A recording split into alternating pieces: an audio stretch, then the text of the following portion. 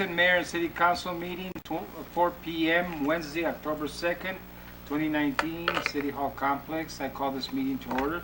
Please rise for the Pledge of Allegiance. Madam Clerk, please. I pledge allegiance to the flag of the United States of America and to the republic for which it stands, one nation, under God, indivisible, with liberty and justice for all. Thank you very much. Item number 3, discussion items.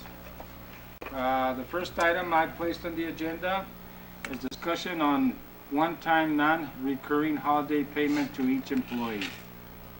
Mr. Kissinger, before we go, is there anything you want to say on this before we make a motion or anything?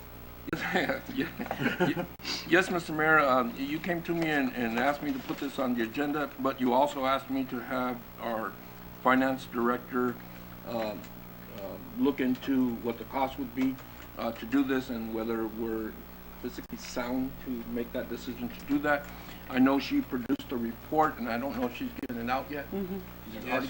And I don't know if you want to give her the opportunity to address Mayor and Council and go over the report that she gave you before you make this decision. Yes, why not? Jeanette, could you please?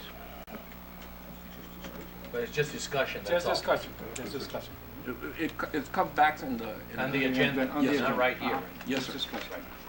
Good afternoon, Mayor and Council. So the report that you have in front of you is itemized by department. The goal to award the one-time payment to the employees is for them to net $500. So we have to round up the gross and then to be able to take into consideration FICA and retirement. And so the public safety, fire, and police do not pay retirement on this money. Only the individuals who participate under ASRS. And also, fire pays a lower interest. They only pay Medicare. They don't pay FICA. So if we didn't take that into consideration for employees, then some would be making more than others at the end of the day. So the total cost by major funds, which is the general fund, HERF, sewer, water and sanitation, and Nogales housing, is broken out respectively down at the bottom. General fund, of course, which has the most employees, has 187 employees. The impact would be 122,000. HERF is almost 10. Sewer would be 8,500. Water is almost 11,000. Sanitation is 16,000, and then Nogales housing is 10. The HERF and the enterprise funds and housing would absorb this cost through what the reserves, any excess revenues that we had left over when the budget was prepared.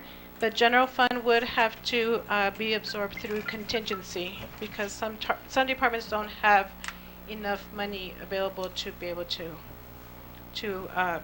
absorb this cost.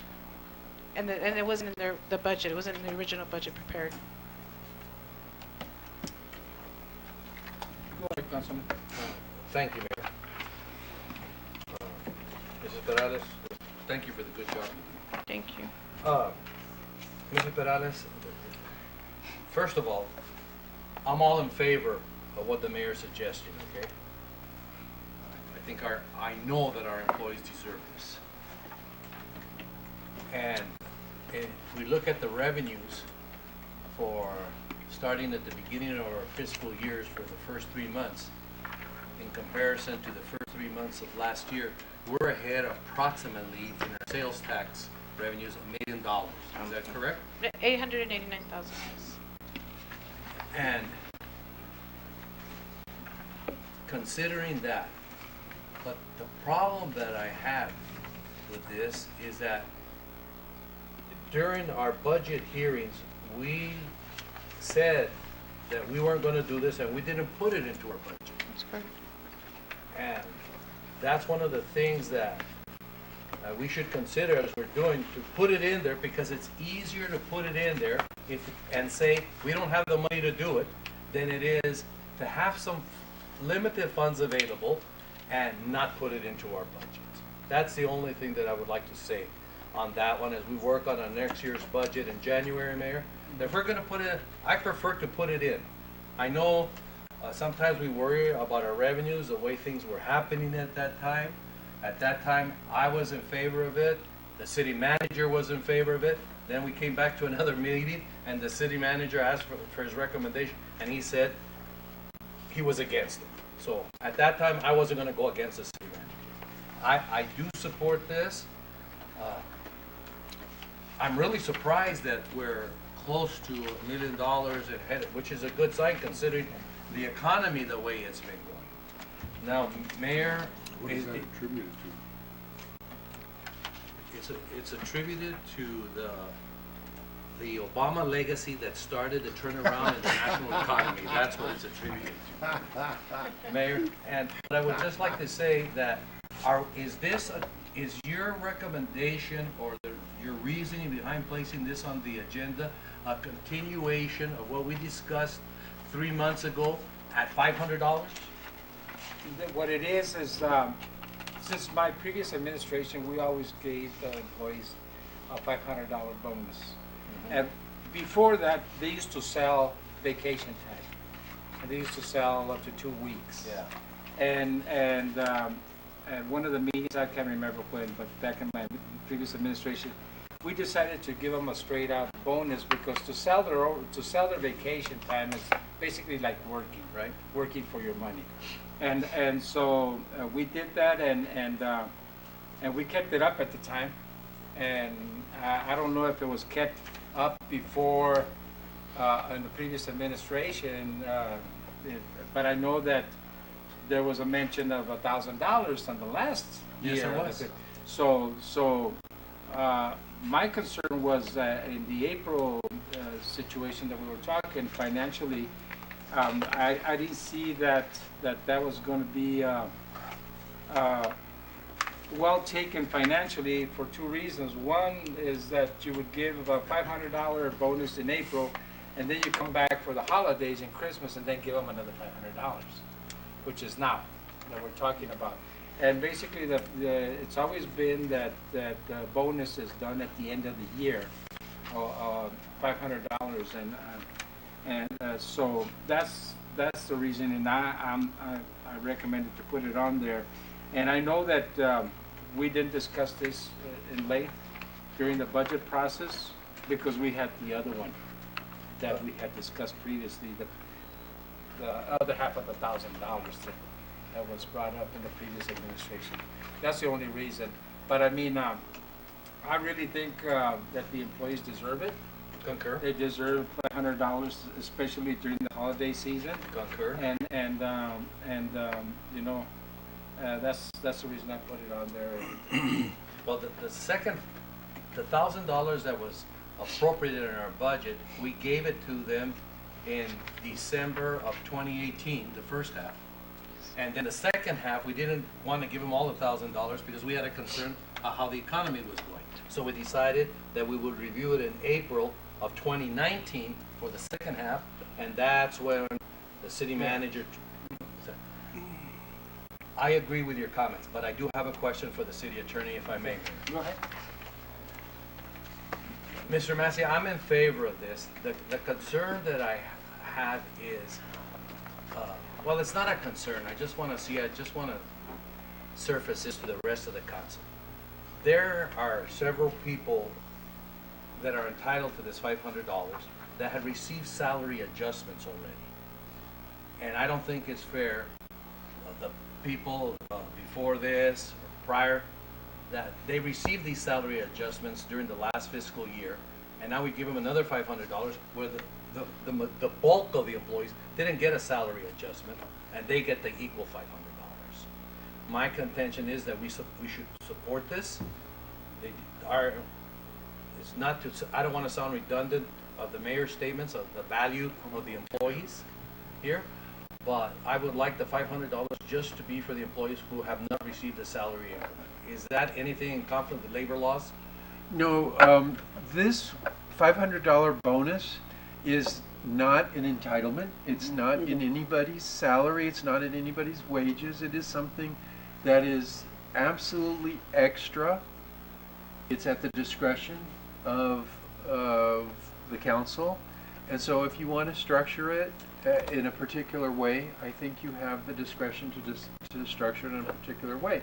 Now, if you adopt a resolution that says all employees, well, it's gonna be all employees. Right. But if you say all employees with the exception of X, Y, or Z, I think that those exceptions, all they have to do is pass what's called rational basis type scrutiny. In other words, you can't have a discriminatory motive or anything like that. But as long as it says, okay, you have a rational basis to exempt certain employees, and you can exempt based on salary adjustments, you can exempt based on any other salary, like the size of a salary or something like that. That's at your discretion, but it just can't be based on any kind of improper motive. Does that answer the question, Mayor and Councilman Barona? It does answer my question, yes. Thank you, Councilman. The only thing that I would say, what would the dollar amounts be? with the people? $500 per. No, I know, but exactly, it would be we got the raise. 500, but how many employees would it affect that receive those adjustments? Yes, we didn't have that question posed to us when we put this together. Our salary, our cost calculation is straight across the board, every single employee. If that's the desire of the council and the direction that we get, we can definitely go back and look at any salary increases through a certain period of time. And you might want to think the reason because of the salary increase. In other words, an employee could get a salary increase just, for example, for receiving a temporary assignment. I don't think that's what you're implying. That's not what And we have, but it's a salary increase. Yes. We also have employees that receive salary increases because, like in the police department, they complete a 5-year step. I don't think that's what you're alluding to either. So when you make your motion and give us your direction during the meeting, let's just make sure we're clear on what you're looking for as far as salary increases. Okay.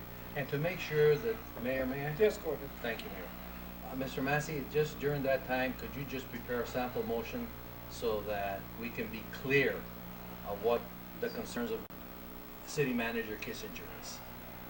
Mr. Mayor, Yes, I'll, in the break between the two meetings, No. I'll get with Councilman Barona to come up with an appropriate motion. That meets his desires. But Mr. Mayor, Mr. Massey, but before that, I just want to know how the rest of the council feels before we do that, because if there's no agreement, then. Go ahead, Councilor. I think if we, like we said, all employees, I think we just give all employees, right?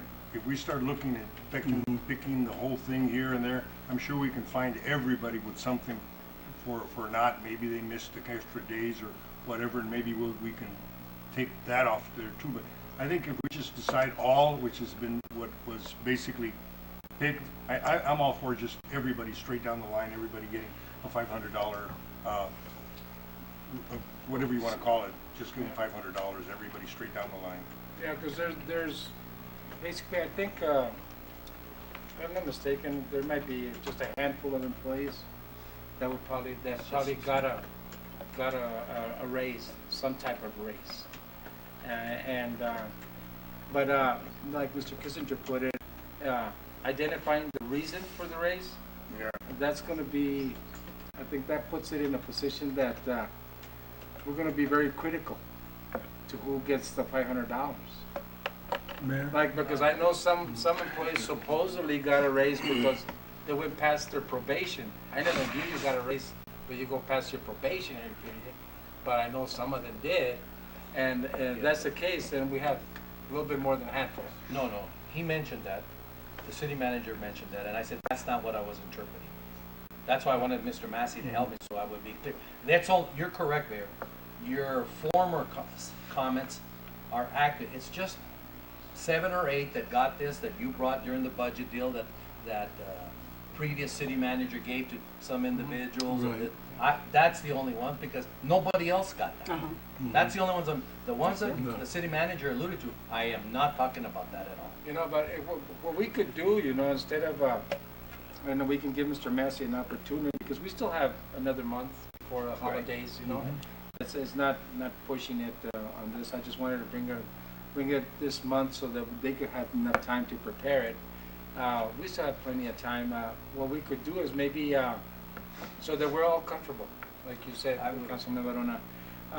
Why don't we give staff the opportunity to come up with the names and describe the reasoning for the raise? Okay. And this way we bring it back up on another meeting, instead of preparing a resolution, or an agenda item for us. And then once you do that, then you can prepare it with that reasoning, and then we can discuss it on another meeting, and then we make it take action on that. Would that be best for you, Mr. Kissinger? This way we'll know why they got the raise and when they got. Yes, It sir. has to be, the raise has to be, to me, it has to be because some of them got a raise right before I came into office, and then got another one again in March. Okay? And it's documented. So let's look at it this way. Let's just bring it back to January, when this administration started, and then come this way, and then from there, whoever got a raise, when the time, I guess, would be the time. Is that fine, or? That's excellent. That's well analyzed. This Just way the January. we'll just look at I'm not that. trying to make it difficult. What I'm trying to do is, I don't want the employee to say, well, I got $500, I'm grateful for this, but these other guys got several $1,000s plus the $500, and I'm just left with $500.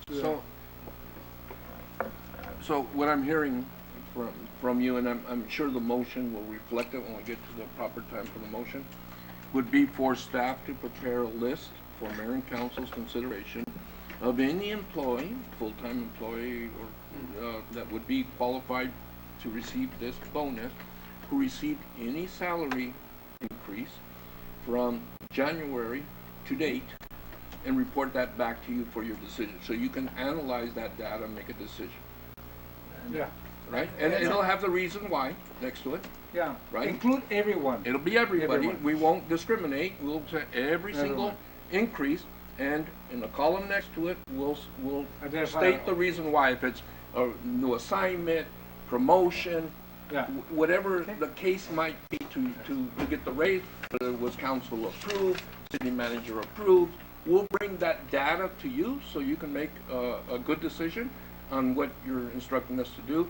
And hopefully maybe we can have a meeting before November. Yes. So, or during the November, would that work, Jeanette? Remember, the November meeting is It's gonna be on the 13th. Yeah, it's gonna be out because we're almost, all But of then us are gonna be out. we would need to have it as an action item on that agenda. On the November agenda, so Yeah, we so can we- get it done. Yes. Would have So to we'll be bring before. an order back to you, an order that you vote on independently of the study, of the motion, You what to can do. do it next before you week do though, it. too. Yeah, we can. We have a can- meeting can- next week. We can have a meeting. Yeah, we could have a meeting next week. Yeah, yeah. You can Absolutely. prepare. No problem. Okay, You know, and another thing, I think, on the contract, employees, yes, I know there was a question on that too.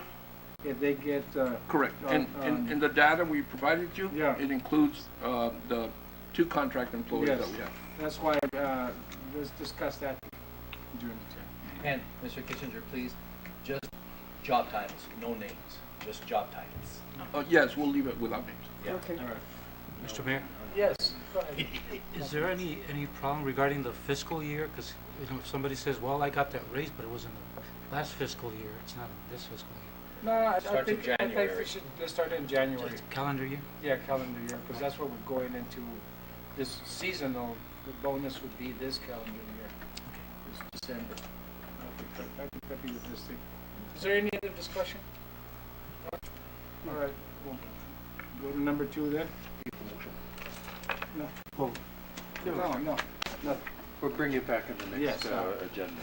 Discussion, possible direction regarding the recruitment of the city manager. And, go ahead, John. So, go ahead, John. So, Mr. Mayor, as you're aware, in our last meeting, the position of city manager is closed. In our last meeting, I distributed to all the mayor and the council all the applications received that staff has gave to you for consideration. There are much more that didn't even meet the minimum qualifications. I kept that apart, and we have that secured in the HR, HR room for your review. So now staff has brought this forward, so you can have a discussion and see what the next steps might or might not look like, and give direction to staff if you need our help to start with a process or identify a process. Samaritan. You know, All up to you. what I've been doing since I got that book, and with the assistance of my assistant, reviewing the applications, and there's some really highly qualified people, okay? But I myself, I don't want to interview 20 people, all right? I don't either. No, I don't want to interview 20 people. I think 10 would be max, if That's, max, 10 people, and I'm going through them. I don't know if you, members of the city council, have been going through them. Maybe we have the same people in common to look at. But we do have to sit down the road, and hopefully soon, sit down and discuss this, just this, to see which ones we're going to be selecting for the interview process, and then set a date for the interview. What do you well, if I may, Mayor? yes, go ahead, Councilman. I like the 10 that you're saying, but I just want to throw this out to see what everybody thinks about it. We take a lot of pride since you assumed office, Mayor, the transparency, the partnerships that we develop and everything. And I would just like to give our employees an opportunity to screen down the applicants to 10. We're hiring a chief executive officer that the employees have to be a part of that individual, him or her. And for them to, feel part of what we're going through, making sure that we get the most highly qualified individual, that each one of us appoint one member to the committee to recommend to us within whatever time frame we decide on, 10 of the people. And then from there, you get those 10, Mayor, and then we all get together and we talk about them.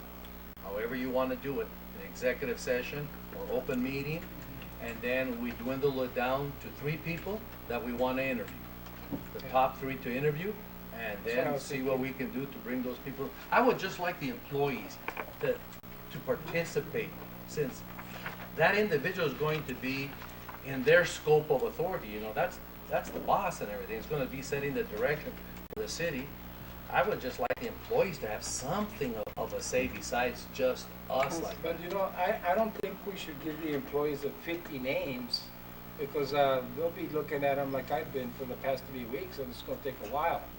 And some of them are very good, but then you get to a certain point, and I'm looking at a person, that's going to be well-rounded for the city of Nogales. And I look through the applications and I look at them, and then I see very good, and then all of a sudden I see something that catches my eye, and so yes, I think it'd be fine to have employees do that, but I don't think we should give the employees the booklet that we got. If we're going to give the employees, let's give something that we reduce it to what we think should be, and then let them work at that. And instead of giving them 50, give them 20, and say from these 20, come up with 10, because we're going to be dealing with this person, right? Me more than any, and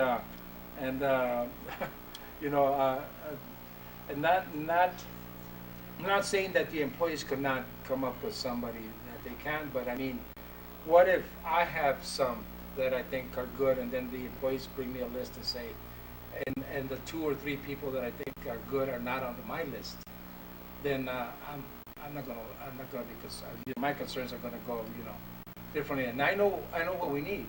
We need a city manager. We need a person with government experience. We need a person that can manage. We need a person that understands business, finances, very good finance person. We need all that, and so,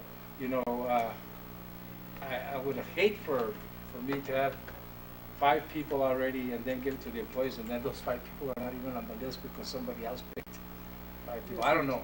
Members of the council, what do you think? What do you think, Councilman? Mayor, what I think is that we should go through all of these candidates. I mean, I already have. And I can tell you that I can give you 5 candidates or 3. I can give you 3 candidates. And what I think is, I think we should all go through that, give you the names of 3 of the candidates, each one of us. It might just turn out that 4 or 5 of the council members agree on a certain candidate, and that would be a high, strong candidate. And we make a list. If we have end up with 6 strong candidates or 5, whatever they may be, then we can look at them as a whole, as a group, and narrow it down to 3 and interview those 3. Councilman Anderson, what do you think? I think we should just keep it in-house between ourselves, right? I don't think if we get more people involved, it will only confuse I think so, the too. issue more and more.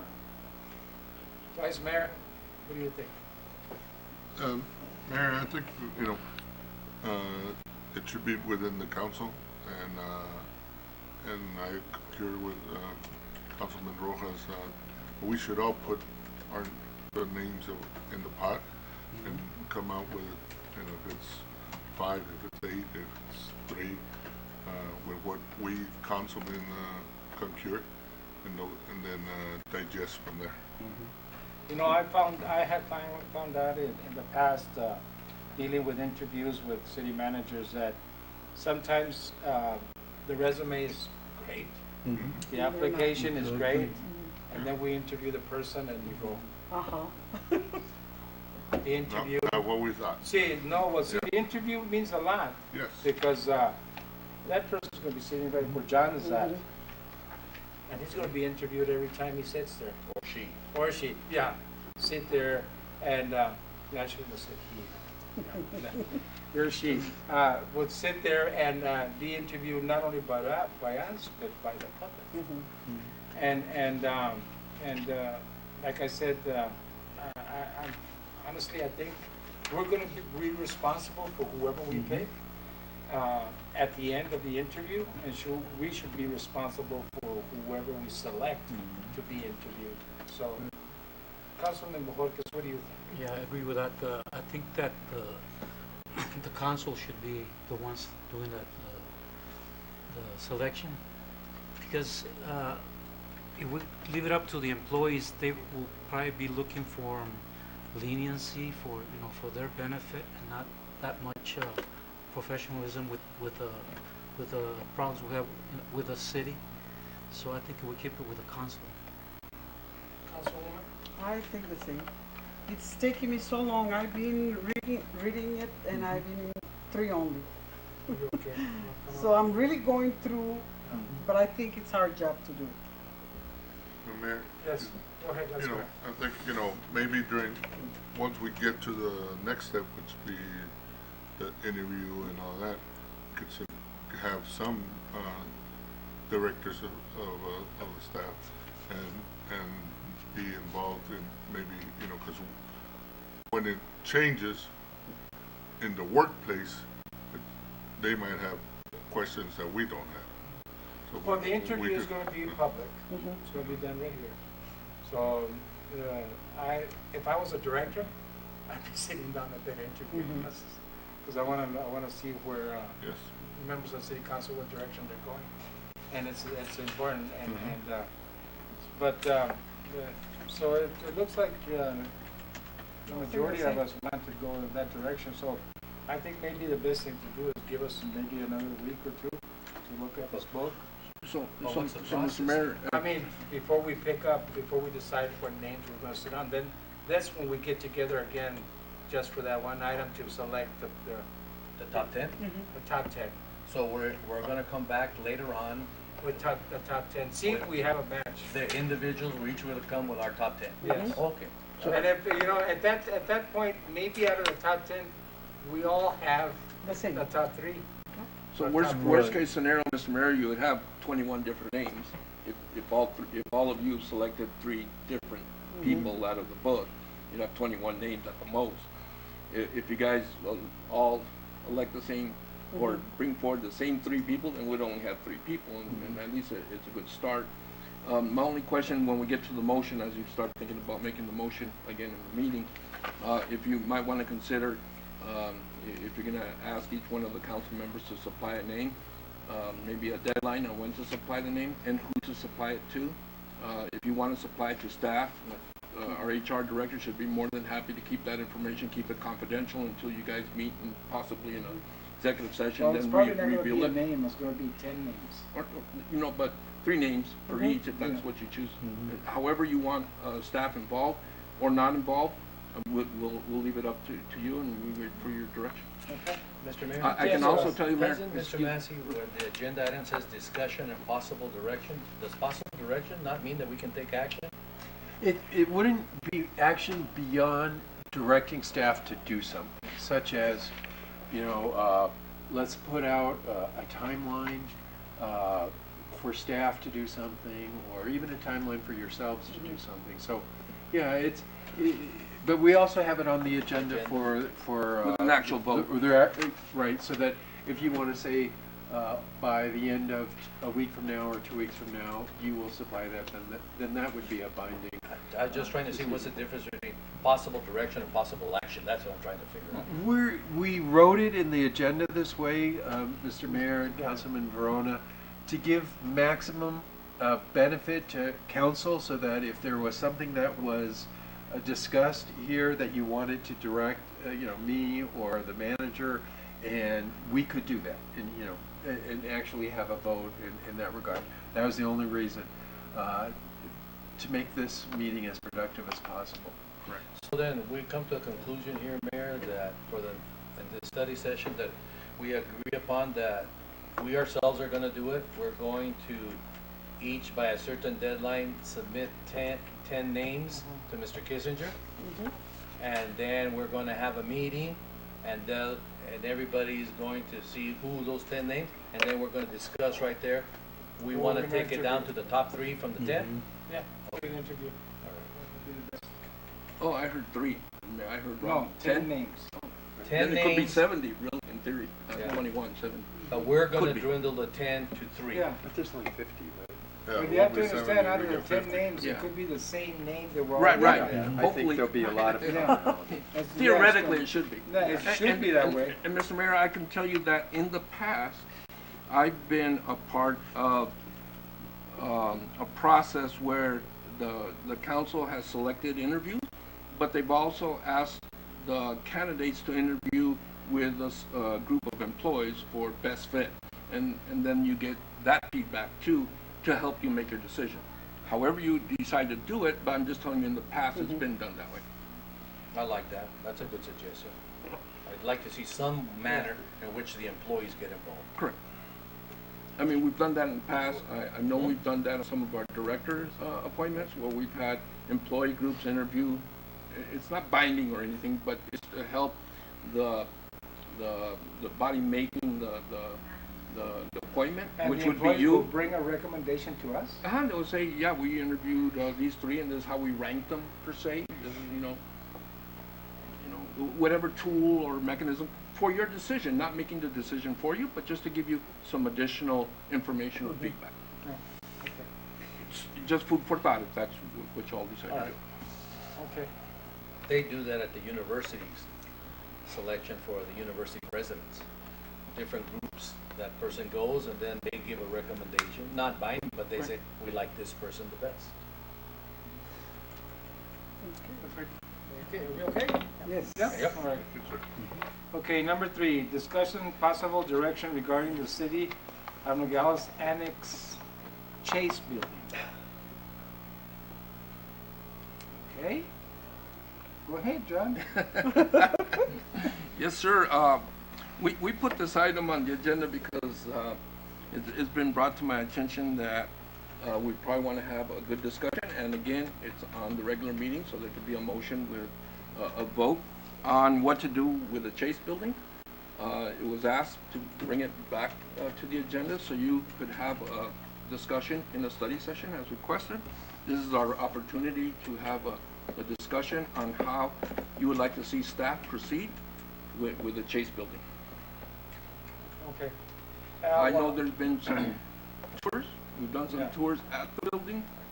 We've done some tours at the police department, and we've done some tours at the city court to help you all,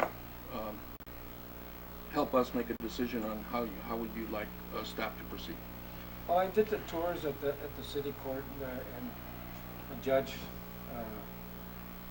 walked me around, and you know, I bumped into walls and closets and desks. I'm sure you've been down there. Yeah, but I didn't do the tour of the building. I've been in that building a lot. I've been there and speaking opportunities with senators and stuff on the second floor, and then I've been in the bottom when there used to be a bank. So I kind of know what it looks like. Now, you know, what it would look like in a setting with cubicles, I haven't seen that, except for the diagram that was presented to us a couple of times already, that I myself wasn't very pleased with looking at them, and I really didn't like the idea. But, you know, but right now, my vision of that, either one of the floors, my vision is to have the court over there. That's my vision. Either the second floor or the first floor, whichever would be more feasible when it comes to the finances. I know the second floor probably has more issues with ADA, you know, that we need the elevator. I don't know if it is. I think one time it was mentioned that it wasn't handicap accessible. Correct. And the stairs and stuff like that. But it doesn't matter but I'm looking at just that right now, because I'm looking at the finances. I'm looking where we're going to get the money from this, unless you have some of the plans where the money's going to come from, and that's where I'm going. But members of the council, go ahead, take your pick. How about you? What you want? You know what I think is, it was already a plan, I think 2 years ago, and they already spent money for the plan. Anyway, if at the beginning it was not the point moving there, so why change the whole thing? That's what I think. It's a good idea, moving the court there, perfect. So we'll have more, they will have more space, because they are crowded. I mean, they do need a space. But are we going to be changing everything again, or there's a lot of money already being spent on it? So How much money has been spent on those little diagrams? I don't have it totally calculated out right now, Mr. Mayor. Give or take, come on.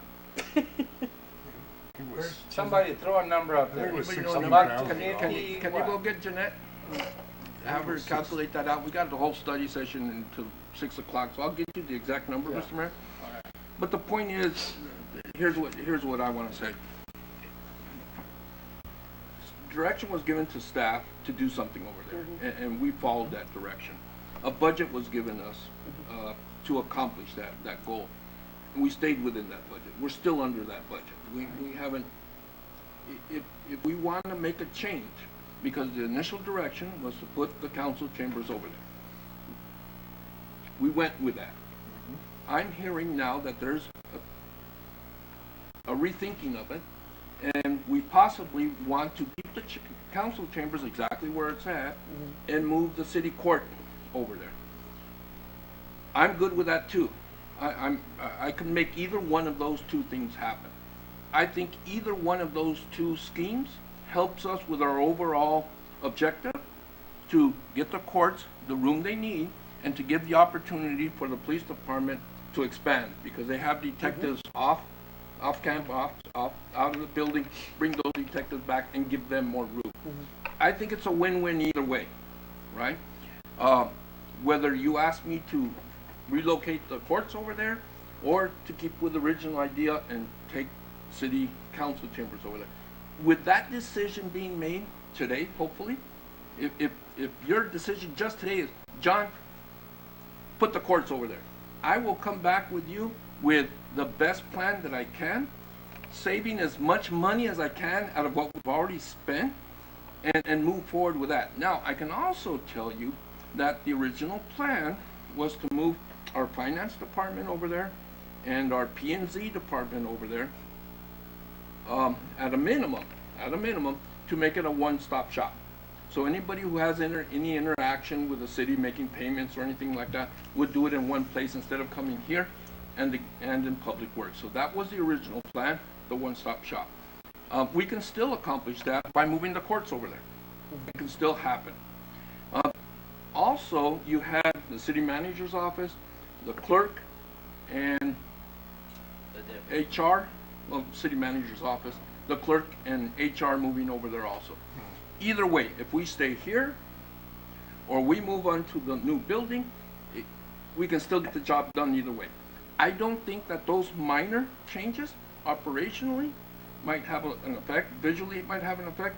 But budget-wise, I think it's going to be more or less the same amount of money to do it. Now, I can work with that set of ideas and bring back recommendations on how to get that done, how to accomplish that. If that's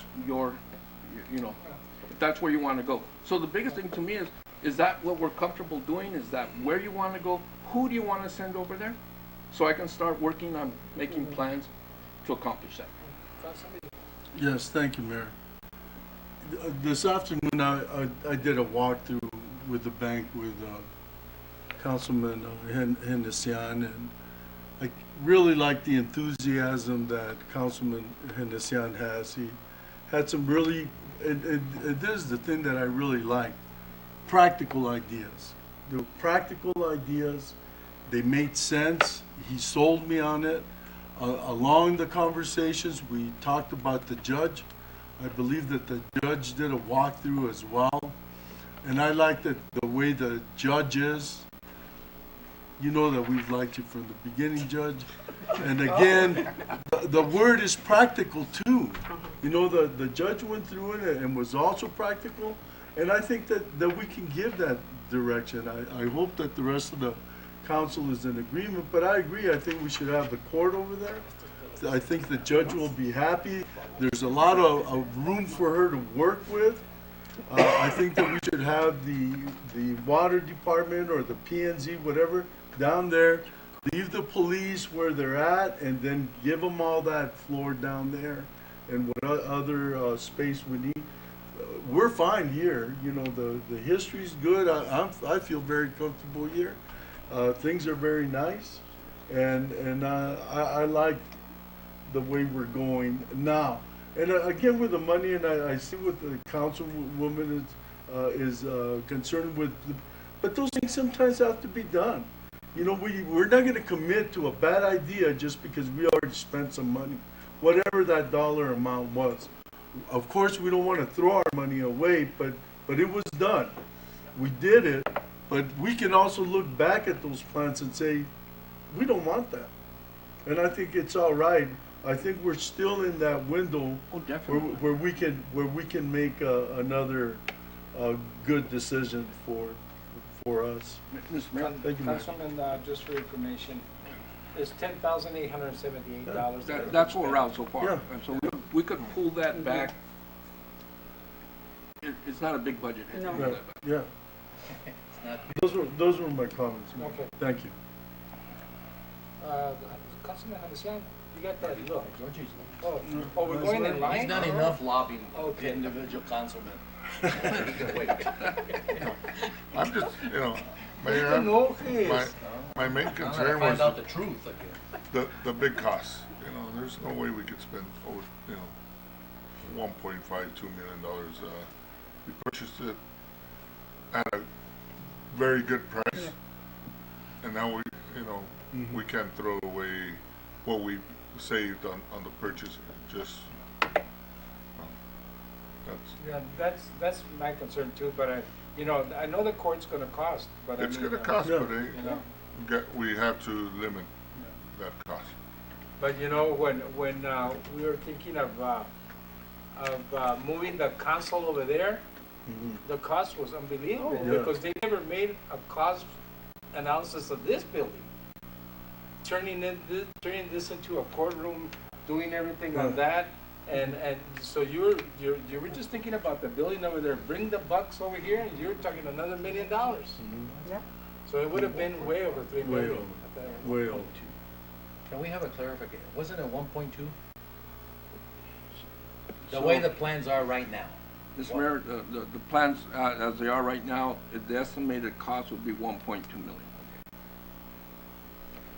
That's just with the cubicles No, and and redoing this, and the furniture. Mr. Mayor, that would be to accomplish our goal at the Chase building. Just Just the Chase building, that does not include doing any renovations or anything upstairs, when, whatever moves out, plus any renovations or anything downstairs. I can tell you that either way, wherever we decide, there are funds available to the courts that aren't available to anybody else but the courts to do those types of activities. So the renovation, either way, over there or over here, it opens up opportunities to the courts to get some funding to accomplish that. And if I'm not saying that right, Judge, please feel free to correct me. I would look into it, so if there was any grant money or anything available, sometimes they offer grants for like the reporting systems and stuff, which usually cost a lot of money. Right. If there was any grant available, I would look into it, and if we could apply for it, we would do it. I don't know what exactly is available, but I can look into that as well. But I'm aware of historically, there are funds for Yes, court especially enhancements and, reporting, yes. right. So, I mean, either way, I mean, whatever we decide to do as a team, we're ready to go, we're ready to move forward. There was a budget allocation, I think, for this, for 2 million. I'm not saying that we're gonna spend that, I'm not saying that was a wise decision, it was a decision that was made. However we decide to move forward, we're ready to move. I think, the sooner we make the decision, the better off we're gonna be. Okay. So Lorena, we're going in line. I guess you're next, sir. I didn't lobby anybody. So I'm just gonna mention what we came up to here. Mr. Manuel, Yes, Mr. Consuelo. do you mind if I step out for a second? I'll wait for you to come back. Thank you. Mr. Mayor, can we take a recess? Yeah, let's Because take I'll a go with recess. him. That's all right. Go ahead. Make sure he comes back. I would like to leave too, Joe. You don't wanna hear this thing, You don't want to hear this. This is the school district speaking, we'll get the money from the people. And I'm not into that, right?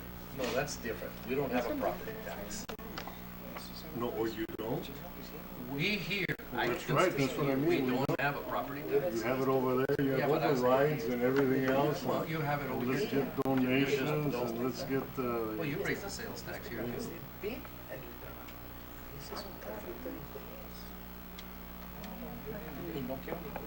¿Quién tiene conflicto de interest? ¿Mr. Genesian? No.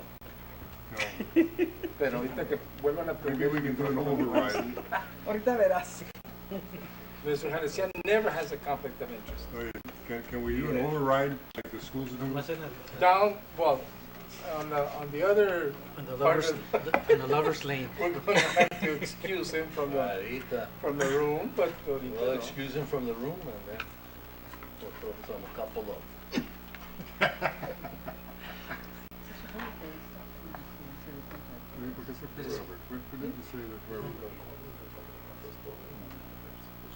Maybe you reduce the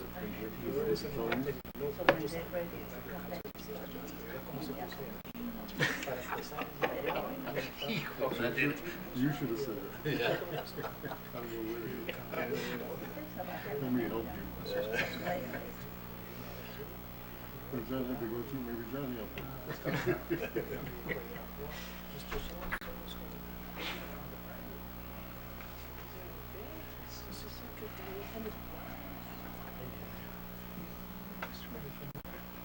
Thank you, Mayor.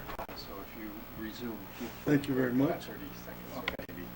I really appreciate it. Okay, so, Okay, we're ready? Robert, you should have asked for help. You can put That's what I said, okay. Okay, did we get 20 seconds? Wait a minute, 20 seconds. yeah, we're ready. Okay, we're ready. We're back in session. Thank My you. turn. Go ahead, Councilman. Well, we've been discussing this item during the last previous administration, now we're discussing it now. We came to an agreement, and there's 4 of us on this council that came to that agreement of those plans, and we gave direction to the city staff of what was to be done. The irony is here that the reason that we went in 2010 from the mayor and council being elected in its entirety to a staggered election was to somewhat avoid these problems here, that there's always continuity on the council.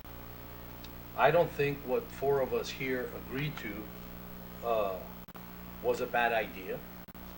And I thought at that time, when I heard all of you speaking and agreeing, that there was a lot of enthusiasm for the idea as it was at that last time. When we talk about infrastructure and how much we're going to spend and take pride in what we present the city of Nogales to other people, not only to our patrons, but to other visitors that come in, that facility over there is going to be in place, and every one of us here are going to be underground.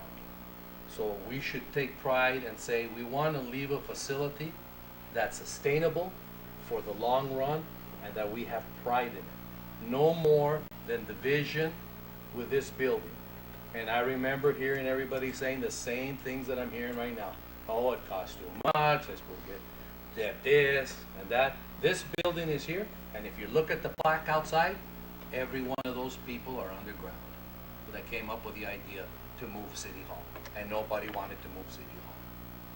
The same thing. We come to a consensus of something, and now we want to go in reverse gear of what we agreed upon, and you all know how I feel about wasting time. I don't like to waste my time. But with your permission, Mayor, I'm tired of the subject matter. I want to have consensus, and let's move on, okay? Yes, sir. But I do want just to ask the judge and the police chief one question: why we were in agreement to have the city courts in this building, right here in the council chambers. I just want you two to tell me if the police department, as was indicated, that they would assume all of the top portion of this side of the building, plus all the bottom portion, which includes the city courts, and we have the city courts in this building. The chief of police at that time told us that he could efficiently provide you with just 2 individuals the necessary protection that you need, that I think is lackluster down there where you are right now. I don't mean to criticize, because the kid that I saw there tried to do the best he can, but that's at least a $20 million accident waiting to happen. Now, everybody that would want to come in to talk to the mayor would have to go through a security clearance here. So, Judge, this is my question to you and to the chief. If we go ahead and the city court is at the annex building and the chief of police has all of these officers over here, do we just need 1 security clearance at the city court?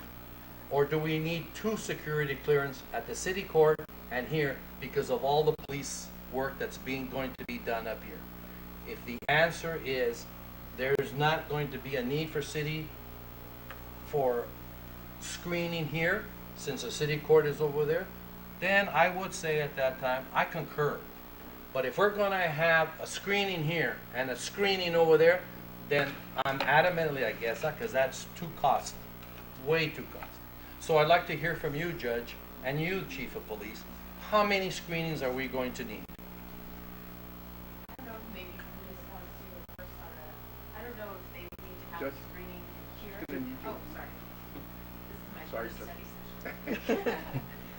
I don't know if the police would need to have screening here, so I can't speak to that. I think I know what it would be, but I can't speak to that. But I think at the court, if we had a walk-through scanner, there's the possibility downstairs, like you said, it's very bad, security-wise, it's no good. Typically, courts often have a screen at the front entryway when you come in, where would they have a walk-through scanner. We actually already have one in storage, we just don't have a place to put it because of the current situation, or the setup. So usually you have someone who screens when people come in, and then you have someone who's in the courtroom for when you have court hearings going on. So right now we have the one person. They're only there when court hearings are going on.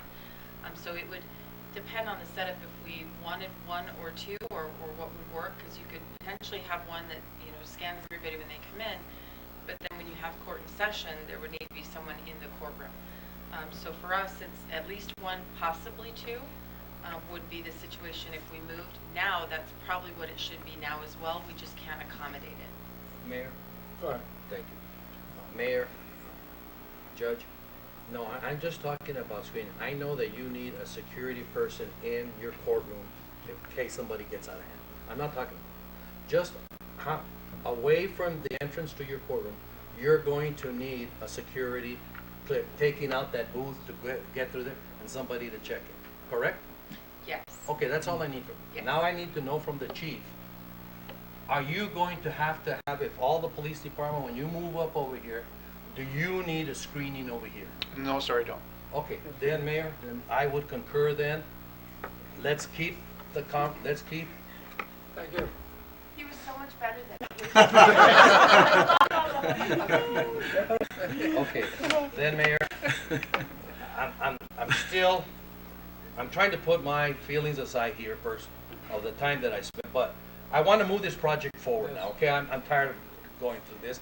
The people don't like seeing an empty building over there, and it's not making us look good. So let's keep the council chambers here. Let's move them. Let's move the court over there and provide her in our budget, Mr. Kissinger, with the proper security that she needs over there, inside the court and outside the courtroom. Make sure that the screening, the people that go through the screening, don't have immediate access to the courtroom as what they have over here. And since the police chief now says there's not going to be any security for him, he'll be up here, then that's fine. Let's move on with the project. And please, I don't think it's right that individual councilmen be lobbying other councilmen like that. All right, let's. If the manager wants to do it, fine, but let's not individually start lobbying. You want to lobby right here in front of everybody. Councilman Panasian. No, it's Yeah, Trump. You know, from the first start that we started the idea of buying the bank building, before that, there was a consideration. I'm glad, you know, Mr. Verona wasn't here, he would have jumped at it, buying a piece of property for $2.5 million and adding $5 million to put in a police station on Mariposa Road. That luckily was voted down. The idea here at the bank was that we could get the bank at a reasonable price. It was all set up. The majority of the deals is set up. You look at it, it's all set. Will that bank be here in another 30 years? Yes, it will. That building will still be there. This building will still be there. Some of us may be there, others will not. But anyway, the idea was get that building at a decent price. Originally, they wanted 1.2 million for it. Eventually, we ended up buying probably around half of that. It was a very reasonable deal. Now we have the building there. It's a very well-built building. Yes, You see where the counters are. We can't replace those counters. You know, it's all we need is. I wish I could have taken, you know, Councilman Verona over there, even though he would consider me lobbying it, but he could have seen what the idea was, the whole thing there. It looks to me like a very simple deal. We can get in and out of there, including the courtroom. At the top floor, they have all the room they need, all the room. Yes, it's big. A tremendous amount of room. The security is the best you can, because they have to go through the bottom there. You can have a camera looking at everybody coming in. They can have right at the entrance where the metal detector is, and then they can either take the steps or they can take the elevator. And that would be at the bottom. If there's another policeman already inside, that's fine too, right? But that's the way it should be. right? It kind of reminds me of when you go to the courthouse in the county. You go through the deal there at the bottom, yeah, there's policemen up on top too, but that's all right. But you have to go through one door. That's the way it would be there too. There wouldn't be any problem. And with the judge, we went through there. The people billing, if you want to pay a traffic ticket, that would be done downstairs. They would have 4 windows for traffic, for making payments, for whatever. They could have 4 windows. And it would be partoned off where it would be strictly for the courts. And then next to it, they could be the water department and the tax department and whatever it is. They would have 4 windows also, right? There's the bathrooms. If they need to add more bathrooms, that's fine. There's an area there. Unlike some of the plans that were shown to us, they decided to move everything away from where everything was already set up for. That's why I said it's a very logical deal. There's nothing complicated about the deal. All the water lines and all the sewer lines are on one side. Why would we want to move them to the other side? That's where the cost is. There was also the idea, you know, the elevators there. It can be changed to ADA compliant. As far as the council chamber being here, it's got to be here, right? Dr. Verona said that we voted on it. When we were in Tucson, we had a retreat. That's when they were voted on. I was not there for the actual vote at the end. And after that, we all voted, yes, let's move on, let's look at it. It's like buying a house. You're going to look at the plans. If you don't like the plans, let's change the plans. This is the same thing. When I listened to the architect and the lady who was there, you know, their ideas were so far-fetched, made no sense at all, right? Made no sense. If we just had a huge windfall of $25 million, right? Or if we could just say, let's do an override or do something like this, and then we'll get the money, right? We'll get the money that way, right? Anyway, we can't do that. That's not fair. We don't have it. I want a time to rebuttal. I want a rebuttal. No rebuttal. Anyway, we don't have that. So all I can say is you look at that building, the repairs are very easy. We could have a tremendous area for the court system up there. They even have a very nice room there for the people working there, where they could have, you know, the kitchen area and all that. It's very, very nice, which Dr. Verona has not seen. I think you would like it. I've seen the whole thing. I walked up there with Carlos Rivera. Oh, then you were lobbied already, or you would lobby? No, that's the city manager. Okay.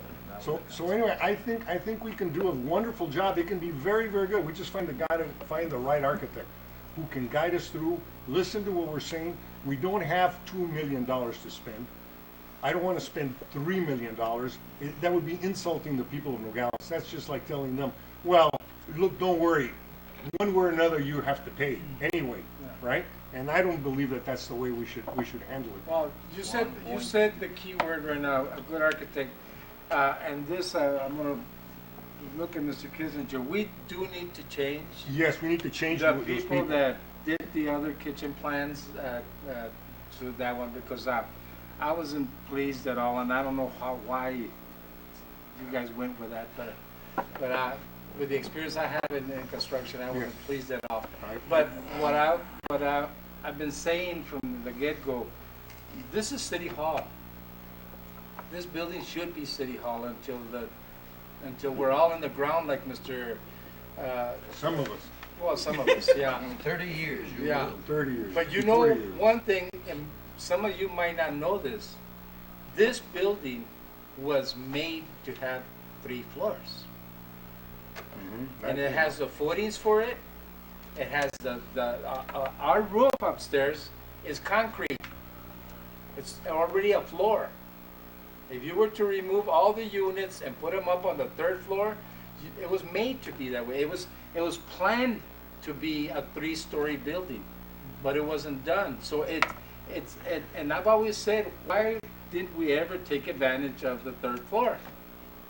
You know, if I would have been, when you were making a decision of buying the bank building, I would have brought this to your attention. Because if you're going to spend $1 million or whatever on that, I would think about the architectural structure of this building. But the decision is done. That's all right. Maybe in the future, when we're not around, somebody utilizes the 3rd floor. but it's Just- made for just that. One of the big reasons for the bank building, there was the parking also. Yes. We needed parking for the police, we needed parking, and that Yes. was the most logical place for No, the no, I parking. understand. And we were getting a building for it. Yeah. That was. No, no, no, it's great. And we discussed that when you were still mayor. Yeah, it's a good idea. I remember we talked about it, yeah, back then. And it's a good idea, but I honestly believe that the court would be the best place to have Yeah, over there, it and would then, be over there. and then we can decide what other financial entity moves over there, John, like finance and water, maybe with, but I mean, I don't think you need to take the whole, Well, yeah, and that might be Enchilada over a, there. that might be a good discussion with, mayor and council, discuss that through and put your thoughts out on the table. Who would you like to see over there? Would you like to see P and Z over there? I'm hearing pretty much unanimously, you would like to see the courts over there, so we can The accommodate courts is in the get- second store. getting floor. the courts over to that building, right? I'm also hearing from, Mr. Hanesian, he would like to see our water, department over there. Well, What yeah. I think he's talking about is our Finances. revenue department, Yes. right? Yes. The revenue department of our finance that take in payments, no? Yes. Would you like to see the entire finance department move over there, or just the revenue part that deals with the public that comes well, in? like he was saying, No, that so- you have the infrastructure for The for counters. paying Absolutely. the courts, the Count. citations, paying everything there. A little Absolutely. piece on the bottom on that, a little piece for finances to pay the water bills. You don't have to take the whole thing here. Human resources can stay here. Absolutely. And then you can partition the rest of the building there for the PD.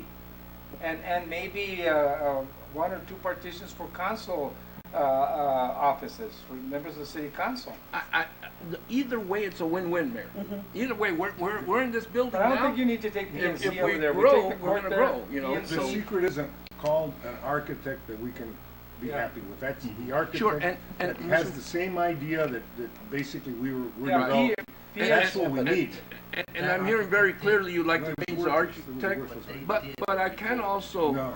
inform mayor and council, They the decided reason to that change team everything was around. picked was because in the retreat, staff was given directions, duplicate the PAC building. Right. So we went straight to the people who built the PAC building, who put that together, to duplicate it over there.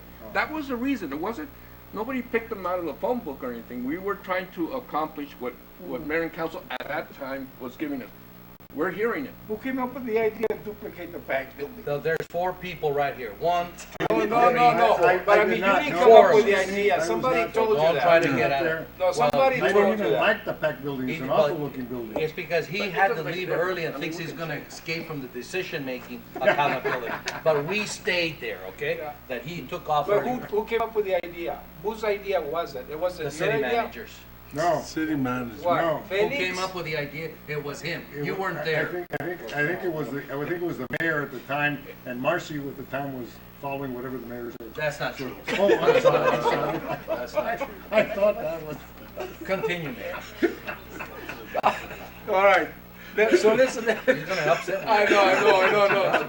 We still got the council meeting. Let's not get started. No, I know. So let's do that. Yeah, you come up with some names of an architect. We have one more, Could you do that? Mr. Mayor, we have the council. Hector, oh yeah, Hector, yeah.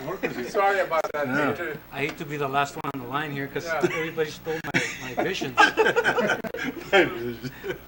What can I say? You know, everybody already talked about the same thing. I did a tour downstairs at the courthouse, and it really needs to be Need moved. the space, yes, I know. Today is the first time that I hear that the police is coming up to this top building. I thought the police were going to take the Now, they- bottom part where the court was. They will take everything down. Okay, so I didn't know about Plus that thing. about them coming up the stairs. I did go to the bank to Chase building, and there's not. Huh? With Mr. Hennes. Yeah, he had the key. See? We're looking at it, you don't want to look. Anyway, he stayed. Councilman, Robert, he doesn't want Councilman, us to look. if it's any, I didn't go. He was in the vault. Okay, I didn't go.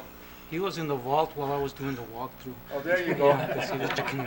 Should have locked it up. And there's not too much to do to that building, you know. If we want to convert it into the water department and accounting area and the license, there's not that much to do because it's already there. Yes. Maybe need some partitions to, you know, distinguish the court buildings and the regular buildings for the water department. And we went upstairs and there's ample room for the courthouse. There's a really nice offices up there because I know I went to the judge's office downstairs, which is in the elevator shaft, you know, so I don't know, you know, it's kind of scary down there. So her secretary is in like a 4x4 little room, you know, and that would be an excellent place to have the judge with a nice professional office and a nice professional courthouse. That's what we need to do. And we have the elevator, which can be converted into a ADA compliant. Yeah. And as far as the security, if we only need one, you know, they can. We've got it there at that main entrance, and then, you know, but they can just. Can you talk more? Yeah. Yes, I do want to make one last comment. No, I will rebuttal though. Go ahead, Councilman. if we go back and think about a decision by the mayor and council about 20-some years ago, when Judge Soto was calling me all the time, please convince the city, we're building this complex. We have room right now, but they gotta get in right now so that the city court can be moved over there. And when somebody has a problem with the law, they can all go to this one office at the county to take care of what they have to. They have to go see the city judge, the justice of the peace, the superior court judge. It's located in one facility. And unfortunately, there was such animosity between the city and the county that we lost out on having a site there. Now that the ideal situation for the courts is to be over there. And I know that Mr. Kissinger, City Manager Kissinger, tried to negotiate a deal over there, worked real hard to negotiate a deal over there, and it didn't work out because now they need the space. But hopefully, at that time, the decision would have been made, and now the courts would have been over there, and we wouldn't be in this discussion. But here again, that's why it's so important that we make good decisions while we're on the council, because one way or the other, when we don't, it might be 10, 15 years down the line, but this building is still gonna be here, and that's what happens. But you know, I think we're making a good decision right now. Yes. Because it looks like the consensus is that the court will be there, and then we can figure out what's gonna be on the finance side and the building side of the court. But yes, go ahead, Council. Yeah, Mr. Mayor, with Judge Soto at the time, we talked about it over and over again, and this was the bottom line. The supervisors and Judge Soto told us, and I was part of the conversation there, how much is it gonna cost us? And they say, what's the difference? It'll be whatever it is. We said, we can't do that. I said, well, are we talking about paying for the actual construction part of it? Are we talking about so much a month? We don't know. It'll be what it is. We all said, we can't get involved in something. It'll be what it is.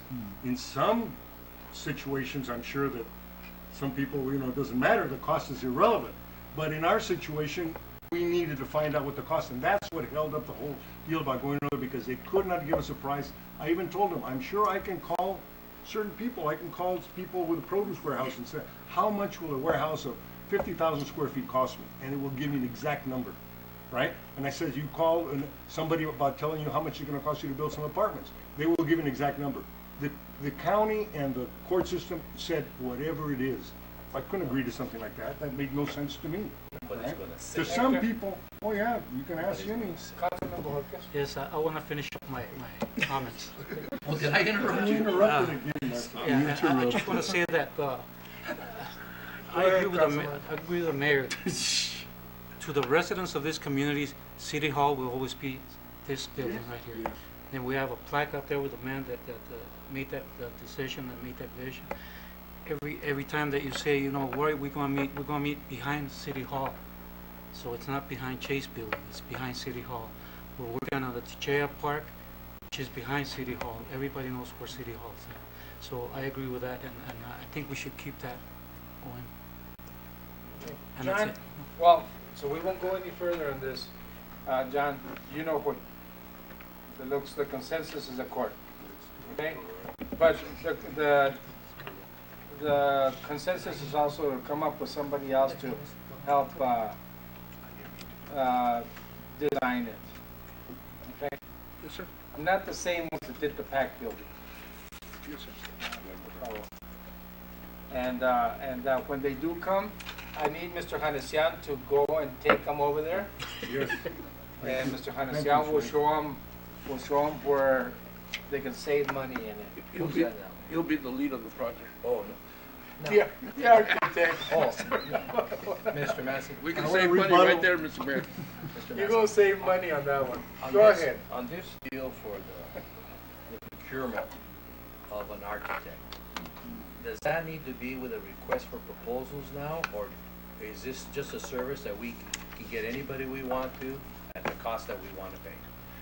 Mr. Mayor and members of the council, obtaining professional services of a technical registrant, which is an architect or an engineer, the statute is actually very interesting. You cannot select based on price.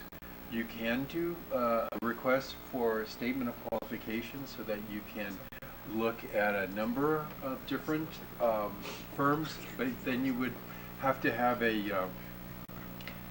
like a scoring matrix and a body of individuals who would select the one that's the most appropriate. So you can go by statement of qualifications, that's a little bit different than an RFP, or you can go by, as what had happened here, a particular prior experience that would be relevant and point you in a direction. So I think it's pretty open at this point on how the council would want to proceed on that. Is one more time consuming than the other? Well, of course, statement of qualifications, you have to have a time to respond, but typically what you receive is you receive the firm's brochure. They have something that's, you know, like from their website or something. Do we have anybody local that can do that? Have you looked into it? I have not, Mr. Mayor. Well, why don't we, I agree that we should move forward on this, and now we want to make a switch on architects. I think there's a consensus on that for that. So let's just, I agree, this doesn't need to be a prolonged deal. I do like that deal, what Mr. Massey has come up with, the options, but I think the former direction that the mayor has suggested to look for some architects, screen them out for us, then come back with one architect for us to go ahead and get this project going the way it should be going. Okay. Now, at the same time that you're doing that, please consider, and I agree, if there's local architects, they should be given the opportunity for you to interview to make sure. But just because they're local doesn't mean that, you know, that they have the qualifications and to go ahead and do work like that. Okay. Because it's gonna be basically an interior, it's not constructing the whole building, it's interior. And I think the courtroom and that area is probably gonna take the majority of the work of an architect. And Because Mr. Hanesian already has plans on that area where the tellers used to be, huh, Mr. Hanesian? Yes, I do. And also, Mr. Gizer, you give the architect, whomever you're gonna recommend, the plans that have been drawn up already, so there's no duplication of effort here. If he was going to look at that and incorporate like where the bathrooms are gonna be and this and that, I don't wanna pay another $10,000 to somebody else when we already paid and gonna come out with the same thing.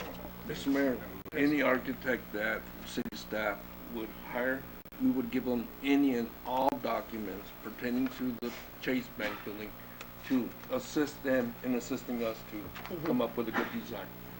And we will be bringing any recommendation or design back to the council for their approval prior to moving forward. Yes. Well, that's what they did before and you agreed and then you changed your mind. No, we never got to this point. We used to have an architect in the We never city, got to employed this by the point. city. Who was that? Rudy Jacobson, yeah. Rudy Jacobson was an architect and engineer both? See or no? Just engineer? Oh, okay. I thought he was an architect. Even though I think, Mayor, couldn't an engineer do what we want? No. No? No, Okay, all right. All right, let's move on. All right. Let's just see. Okay, now for the most important item of all, Yes, annexation. an update on annexation. Now, this is really important. This Yes. will get us up in the history of the future of economic development for our city. He wants Annexation. more people, Mr. Jimenez, because he wants to have a vote on the property tax. No, I told Mr. Navarro that I want an override. Oh, no. I was taught that by the school. You know, Councilman Rojas was gonna say something about that a little while ago. You were gonna say something about the override, Councilman? Change your mind? I changed my mind. Very quickly. Okay. Thank you, Mayor. All right, so an update on the annexation. So I placed this on the agenda because I think it's time for us to discuss the actual plan or what phase we're gonna go to. In the past, we had 3 phases. Phase 1, the corridor. Phase 2, between the railroad tracks and 82. Phase 3, Keno Springs. And then on phase 1, we had a plan that had us going all the way to the wastewater treatment plant, which we changed it, and then we passed the one that just goes just past Pilot. So I understand you have those diagrams, Mr. Kissinger? I do, Mr. Mayor. Okay, so why don't we look at them? Can you bring it up? So, on the screen, we have the actual assessors, if we want to look at that. That's the area of Pilot. And Judy's going to bring up the actual map that was discussed in the first attempt for annexation that goes all the way out to the wastewater treatment plant. And you'll see it there. That's that little Can you finger. make it full screen, please, Judy? Oh, in 2014 they did this. I thought it was longer than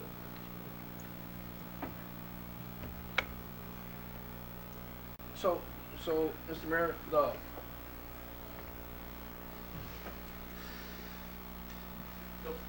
plan was to annex your city limits, and there's rules on going up and going wide. So this would be our annexation area in 2014. That's the first step. You have to know what we want to annex, and then we can start developing a plan from there. We had this finger going now, and I know that the major reason for the finger, at least the discussion at that time, was to capture not so much warehouses, but to capture sales tax revenue from the Pilot and the love that was coming in down here. But we also wanted to take it to the wastewater treatment. Yes, we Well, wanted, there was we wanted talk the about road taking to it the rest. wastewater treatment Yes. plant since we own that, Yeah. right? But I think we revised that plan because there was some pushback Yes. on doing this.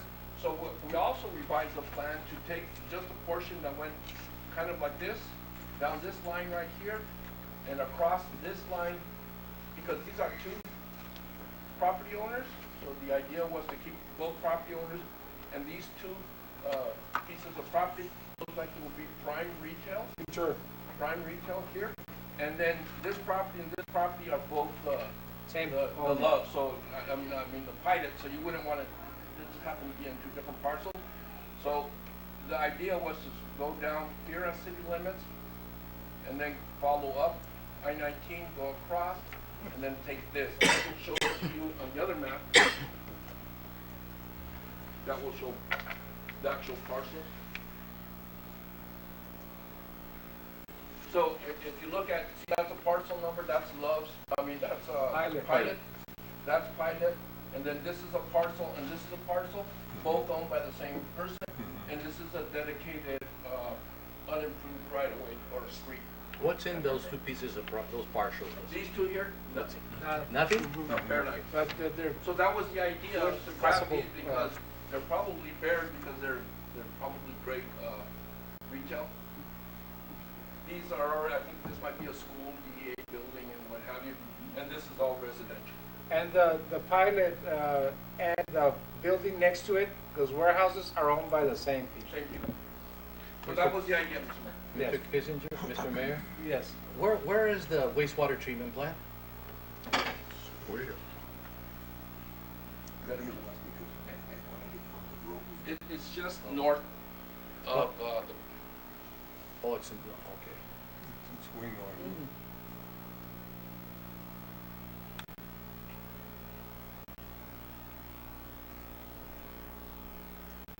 So there would be then no points because of its locality to incorporate, annex it? here's the wastewater treatment plant.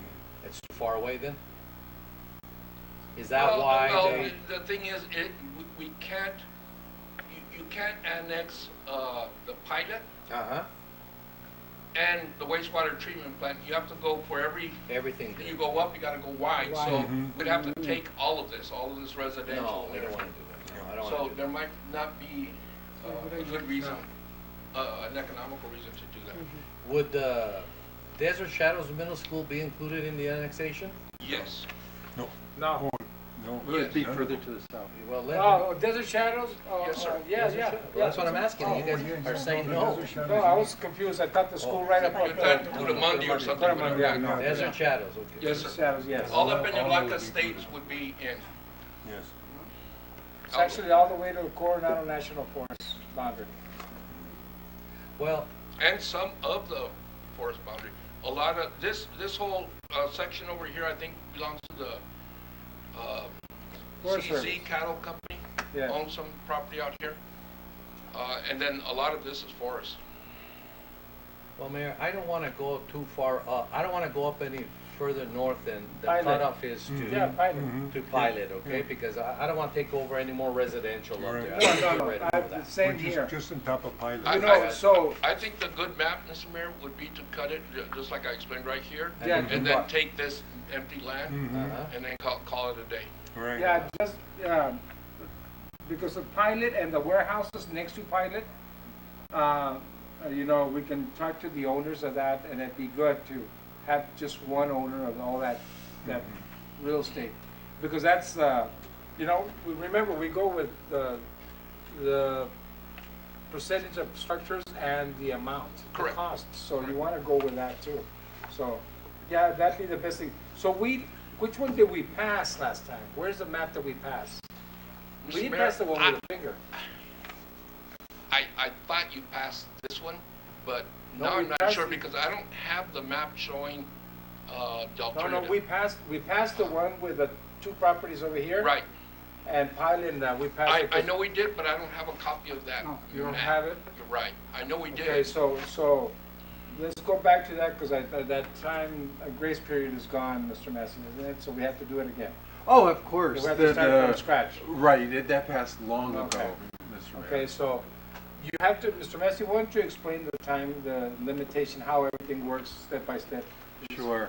Once we go through the map Right, process. once we have a precise area, and it sounds like we're getting there to where we have a precise area. We may not have the diagram immediately available, but we'll get there. Then we're in a position to go ahead and file the petition with the county recorder's office. But once you file the petition with the county recorder's office, and it basically will have, you know, this is the area that is the proposed annexation. That starts the time frame running. Prior to actually filing the petition with the county recorder's office, we would present that map to the Department of Revenue and to the assessor's office, so we get all of the parcel owners and their addresses and any assessed valuation there that we need. But that is separate from the actual time frame. The time frame starts when you file the petition, and then you have what's called a 30-day waiting period after you file the petition with the county recorder's office. And all that 30-day waiting period means is you can't collect signatures during that 30-day waiting period. Well, you can't really collect signatures until you have a hearing with city council anyways. But in addition to that 30-day waiting period, you also count from the filing of the petition with the county recorder between 20 days and 30 days after that, you have to have a hearing with the city council. And at that hearing, that's when you formally approve the petition with that area. But prior to having the hearing, and 15 days prior to having the hearing, you have to give notice in the newspaper and notice to the owners there in that area. So a lot of things kind of happen pretty much in rapid succession once you make the filing with the county recorder's office. My suggestion would be to determine when you want to have the hearing here at City Hall, and we can work backwards to make the filing with the county recorder's office fit the time frame of the council. And so do you want to have a hearing sometime in November? Do you want to have a hearing concurrent with the December council meeting? And, you know, or a special meeting perhaps earlier than that, maybe toward the middle to end of November. That would be consistent with allowing staff to do everything we need to do to get the jurisdiction, so to speak, vested in council, so then you can go ahead at that hearing, hear from interested persons, and it could be people who live in that area.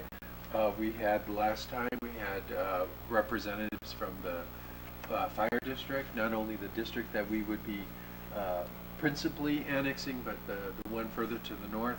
And anyways, but so that is the time at that hearing where you actually have the vote to approve the annexation petition, and that after that hearing, the next day, you can start collecting the signatures. So, or actually, let me correct that, 30 days after the filing of the petition, but if we do the petition the right way and we have the hearing between 20 and 30 days, we could schedule it so that, you know, very next day we could go forward and start collecting signatures. When would the vote, when would you be taking the vote?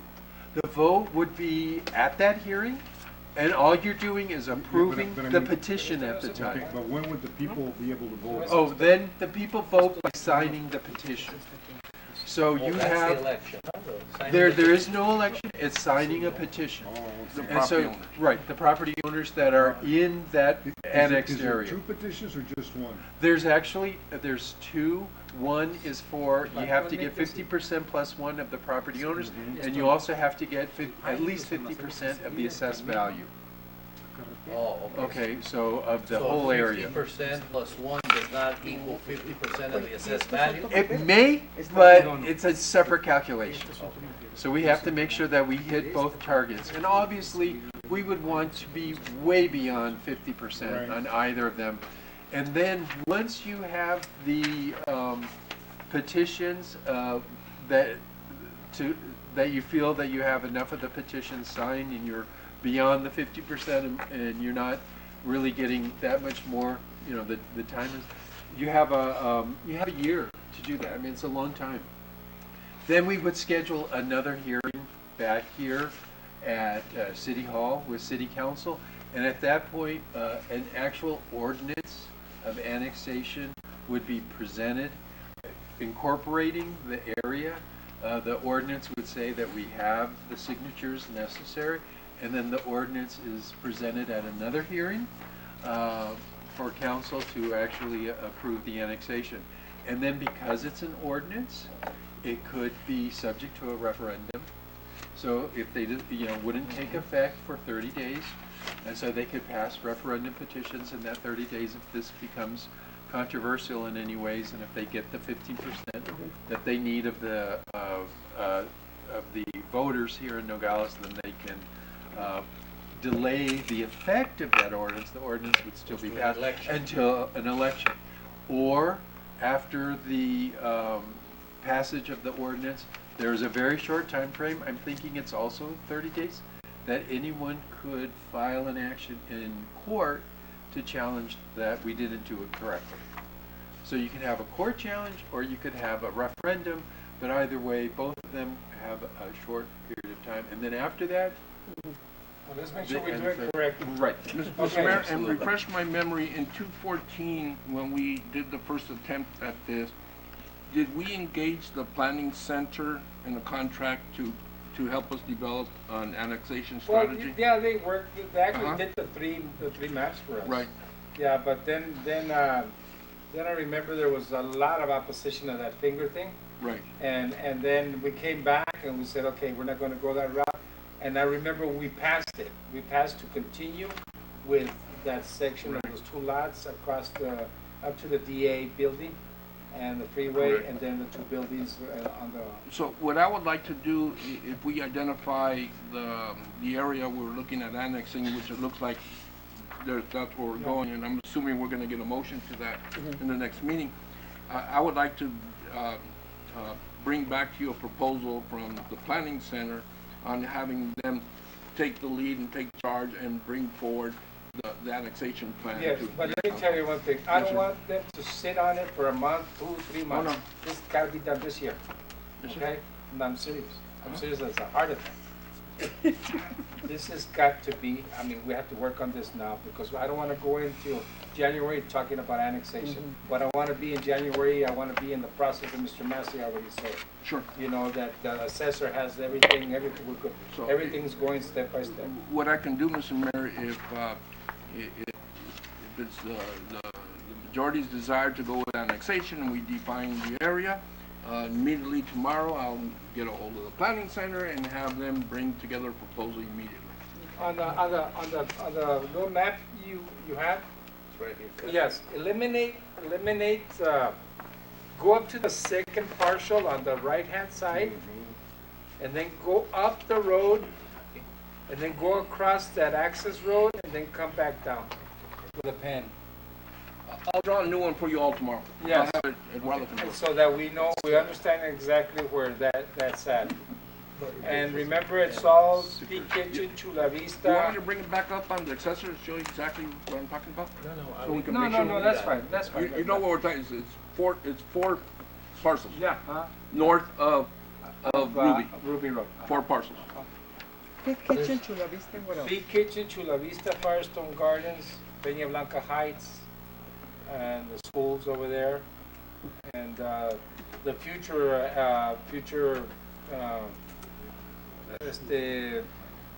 what was that development there? It's part of Peña Blanca Heights. It was part of I think Peña they Blanca call it Heights, Lopez but Legacy 3,000 or something like homes. that. Aquí así. Todo esto. Mayor, Muy bien. Yes. Yeah. before I'm in favor of this, but before I can solidly support this, I just want to be able to hear from the fire chief, the police chief, and the public works director. You know, is this going to cost us extra in the budget? If we take over this, are you equipped right now to go out and pick up the trash, provide police protection, and provide fire protection? Or are you suggesting that we have a contract with the sheriff's office or some? I just want to know, so if people ask me, I can respond to them. Because the first thing that when this was going on, and I wasn't a member of the council, people would say, well, how are they going to go out there and take care of it if they can't take care of my own streets? So why are they going to take on an additional? That's the biggest criticism that I heard. Not that they didn't want to annex, but they just want to make sure that if we're going to go out there, we're not going to hinder the service that we have right now. So are these 3 individuals ready to assume that responsibility? Or are you going to say, City Manager Kissinger, we can do it, but we're going to need an additional $3 million in vehicles and employees to handle this? I just want to know that question before I can fully commit to it. Mr. Yeah, Mayor? but one of the things, yeah, I understand, but one of the things we have to understand, if we do not grow, we're never gonna fix the streets in Nogales.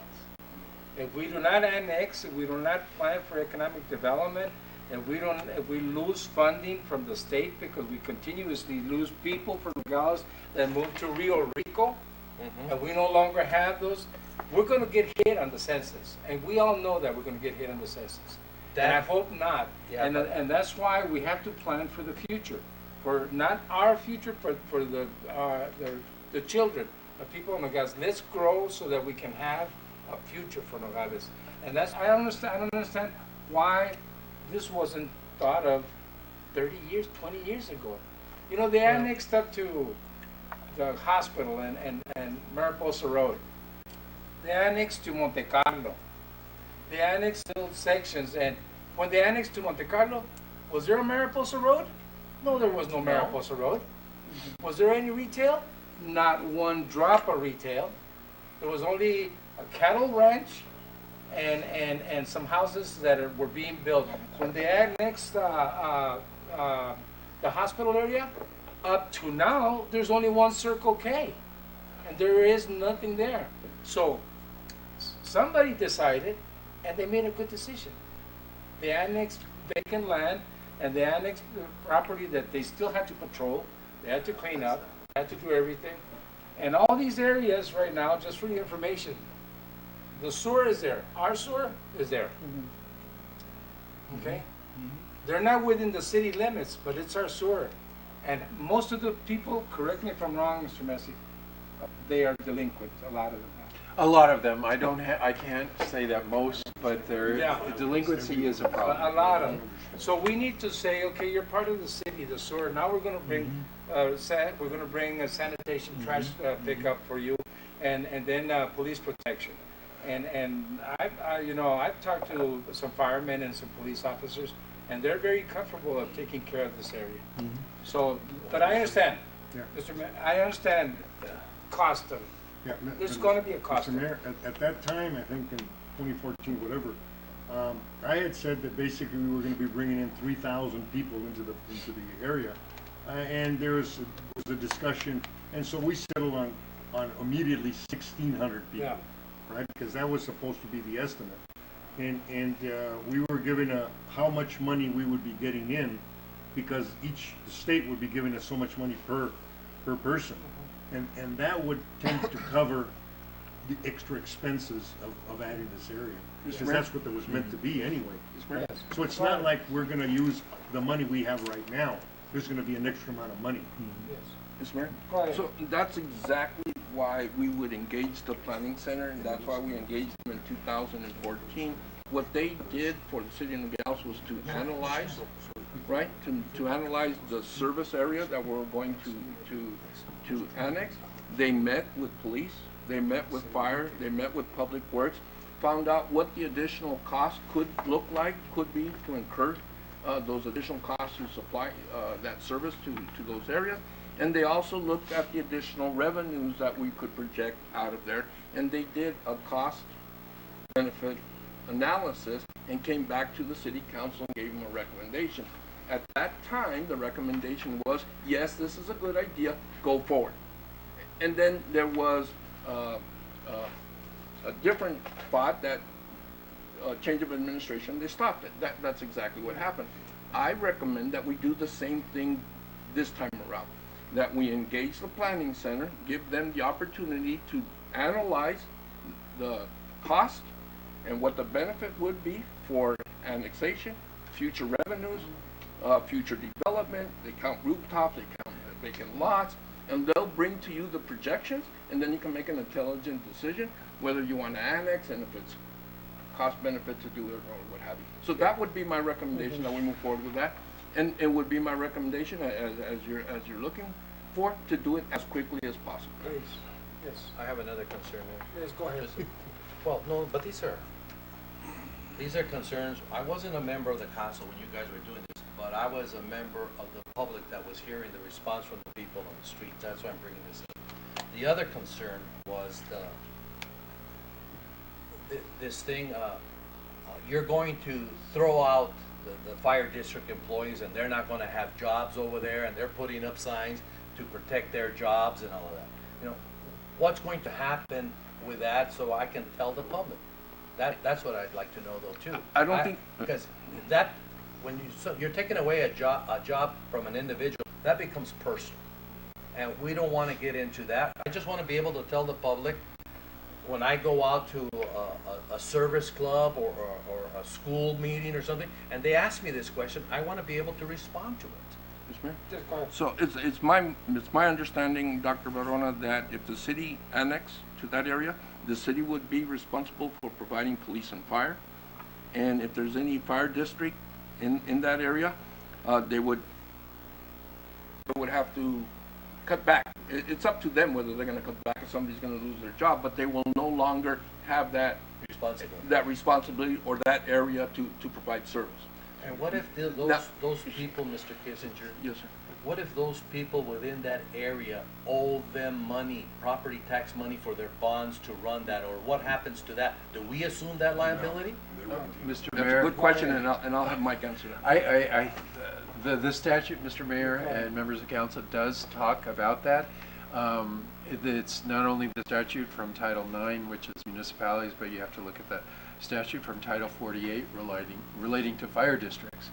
And I don't know if this fire district has bonds that are outstanding, but to the extent that the fire district does have bonds outstanding, then the property taxes continue until the bond is retired.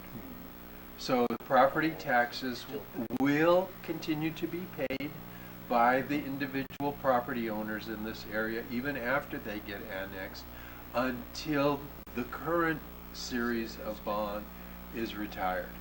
Now what typically happens though is you refinance the bonds because the interest rates get better. I have no idea how that would play into it, but to the extent that there are bonds outstanding that have been authorized by the board, those property taxes will continue to be levied by the county treasurer until the bond is retired. So, I understand, and your explanation is thorough, and now I can say, we're not stealing anything from them, because the people that we annex, if there are bonds that are still available for payment, they have to pay it until the payment of the bonds is paid off. Complete. Okay, so because, you know, I remember a lot of the Rio Rico people, firefighters coming up to tell me that, and then like say, well, what happens to our bonds and our jobs? Are going to lose money on this deal by you annexing. Well, it won't be true then, because they still have to continue to pay for the bonds. Right. Now I know the answer. But the only effect it would have on them, they won't be providing ambulance service, and that's the main one. Oh, They yeah, won't well, be providing that's their ambulance decision to service make. to that But area. financially with us, Right. the people that we annex still And the pay. Rio Rico, just for information, their district is just this piece. This is suburban fire district. Okay. They're not even part of this. So, you know, And I don't think Suburban has any. no, I don't think suburban. If I can make one more comment, Mr. Mayor, members of council, as to the issue of providing fire service and displacing the fire district, the statute does allow the city council to choose the fiscal year when you're going to begin providing them with service for the fire. So you can decide, for example, it's going to take several months to collect the petition signatures, and it can be very rushed. So you may choose not to project that you'll provide fire service as of July 1, 2020, but you can choose to project until July 1, 2021, and that allows everyone to have a lot more opportunity to plan the changeover. So as soon as you pass the ordinance of annexation, doesn't mean, okay, at that point, service changes. There is a planning opportunity. That's a good point. And a lot of coordination and a lot of outreach would occur in that intervening period. I feel more comfortable with that. Chief, Mr. Mayor? Yes. I don't know, Chief, have you had any experience with annexation in fire departments and districts? Do you have any experience? Yes, I do. And I don't know, Mr. Mayor, if you would want to hear from the chief, but Yeah, go ahead, Chief, come up to the podium. So having been on a fire district board and having gone through some annexation stuff, and then also been on a private company that was at area that was annexed into fire districts, there's a lot of different stuff we can do to mitigate the public's fears or firefighters' fears. I think we really need to have an in-depth conversation between me and the acting city manager on some of the different ideas. Essentially taking one small section out of Nogales Suburban, I don't know what that does to them financially long-term. They do not have a lot of staff currently. They serve most of the area that you're talking about annexing. So there are a lot of different opportunities or options on getting them on board prior to this even starting. as far as being okay with an annexation. A lot of different strategies we could take. There was a law that was changed as far as the expansion of the CONs based on the increase of jurisdiction back in, I want to say this was mid-17. That would require us to change our boundary. It wouldn't automatically change. We would have to file for a hearing on that. So we wouldn't automatically get that area brought into our ambulance service area. From a fire service perspective, I'm confident right now we would be fine to handle that. But like I said, as far as the annexation part, as a city grows, the fire districts do shrink. That if you're annexing their area, like we said already, Rio Rico doesn't have a whole lot of that, so I don't think that massively impacts them. The big hit would be to Nogales Suburban. I don't know what their total revenue is. A lot of their east side stuff is empty land, so this would be a huge chunk of the west side revenue for them. So I don't know what. They don't respond to fires. They don't respond to ambulance. Correct. It's either us or actually. Two-back. Right. It's two-back CON, but Rio Rico covers it for them. So there's a lot of stuff we can do. And before we got to getting it in front of you, I think there's plenty of conversations we can have that are some creative ways of mitigating people freaking out. There's a good resource with the chief to help us. Thank you, Chief. Thank you very much. Mr. Mayor, maybe I could have one last comment.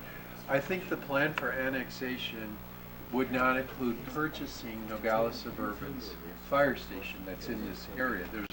That was not contemplated the last time. So if we annex and we do not enter into an IGA or any kind of a purchase agreement with Nogales Suburban, they would continue to own that fire station. Yeah. And it would be up to them and their board to determine what they want to use it for. Obviously, after we go through the process and assume the responsibility for providing service, I don't think they would need to use it anymore, but that would be entirely up to them. Unless we bought it, it would not be ours, though. Right. We would have new burger. Yeah. And I was talking to the Mayor of Marana. You guys know the Mayor of Marana? Nice guy. You know what he told me? What did he do? He says, annex the whole damn county, Mayor. The county? The whole county. Así me dijo de veras. And I go, are you serious? Marana did big chunk. Remember when Tucson was The car encroaching? dealers filed Yeah. at the Tucson one And the car Marana's dealers. doing very, very well because they do have a big area that. But I mean, you know, some. It's like the city of Tucson when they annexed all the way to Vail. You know, there's nothing out there, but at the time. But look at it now. There's a bunch of houses and some malls and grocery stores and stuff like that. Yeah. We have to think about it. Okay, so let's. Are we okay with this? Yes. Okay, let's adjourn. We only have 10 minutes or less. Motion to adjourn. So moved, Mr. Mayor. Second. All right.